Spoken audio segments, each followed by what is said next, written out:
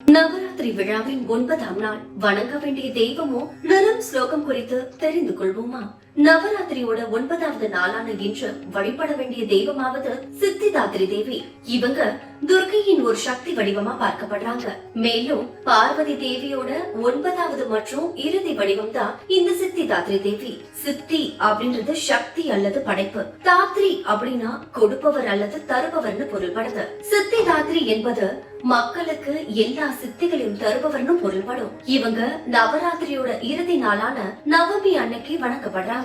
மேலும் இந்த சித்திதாத்ரி தேவி பக்தர்களுக்கு எல்லா தெய்வீக விருப்பங்களையும் பூர்த்தி செஞ்சு வாழ்வுடைய வெற்றி அனுபவங்களா. இவங்களுடையதும் சிங்க வாகனம் தான். ஆனா சில நேரங்கள்ல தாமரை மீது அமர்ந்திருப்பாங்கன்னு சொல்லப்படுது. சித்திதாத்ரி தேவியோட கதை என்னன்னு பாப்போமா? பிரபஞ்சம் படைக்கப்படுவதற்கு முன்னர் எதுவுமே இல்லாம இருந்தது இல்லையா? அந்த நேரத்துலதான் சித்திதாத்ரி இந்த மும்மூர்த்திகளான பிரம்மா, விஷ்ணு மற்றும் சிவன் இவங்களை உருவாக்கி அவங்களுக்கு முறையான படைப்பு, காத்தல் மற்றும் அழைத்தல் பணிய வழங்கியிருக்காங்க. அந்தந்த தெய்வங்களுக்கு தத்தம் கடமைகள் கொடுக்கப்பட்ட போதும் பிரபஞ்ச படைப்பு நடைபெறணும் அப்படின்னா அஷ்ட சித்திகளான அனிமா, மகிமா, கரிமா, லகிமா, பிராக்யம், பிராகாயம், ஈஷத்துவம், வசித்துவம் இவங்க தேவைப்பட்டாங்க.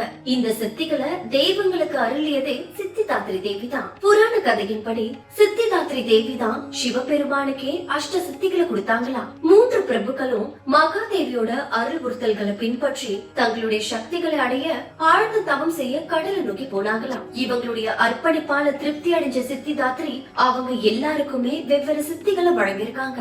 மேலும் அவங்க ஒவ்வொருத்தருக்கும் தன்னுடைய சொந்த வெவ்வேறு வடிவங்கள் அல்லது அவதாரங்களை தவிர வேறு யாரும் இல்லாத ஒரு துணைவியையும் கொடுத்தாங்களாம். இப்படிதான் பிரபஞ்சம் திருமூர்த்தியால வடிவமைக்கப்பட்டு பராமரிக்கப்பட்டிருக்கு. இந்த நேரத்துலதான் சிவபெருமான் ரொம்பவே தவம் செஞ்சு தேவியை தரிசிச்சாராம். அப்போது சித்திதாத்ரி தேவியே அவருக்கு அஷ்ட சித்திகளை கொடுத்திருக்காங்க. இந்த அருளாலதான் சிவன் அர்த்தநாரீஸ்வரன், அதாவது ஆண் பாதி பெண் பாதி வடிவத்துல வெளிப்பட்டிருக்காரு. இதனாலதான் பிரபஞ்சத்துல ஆண் பெண் சமநிலை உருவாகி இருக்கு. இந்த வடிவத்துல சிவபெருமானோட உடலின் ஒரு பாதியும் சித்திதாத்ரியோட மறுபாதியும் ஒன்றிணைஞ்சு பிரபஞ்சத்துல மிகவும் சக்தி வாய்ந்த வடிவத்தை உருவாக்கி இருக்கு. அதனாலதான் சித்திதாத்ரி தேவிய சகல சித்திகளின் தாயான தேவி அப்படின்னு சொல்றாங்க. இவ்வளவு மகிமை பெற்ற சித்திதாத்ரி தேவியோட நாளான இன்று இவங்களுக்கு அர்ப்பணிக்கப்படுவதனால பக்தர்கள் இளஞ்சிவப்பு நிறத்திலான ஆடைய அணிந்து வழிபடணும். முடிந்தவரை பூஜைக்கு பிங்க் நிறத்திலான பூக்களை அலங்கரிக்கலாம். சித்திதாத்ரி தேவிக்கு சொல்ல வேண்டிய ஸ்லோகமாவது ஓம் தேவி சித்திதாத்ரியாயே நமக.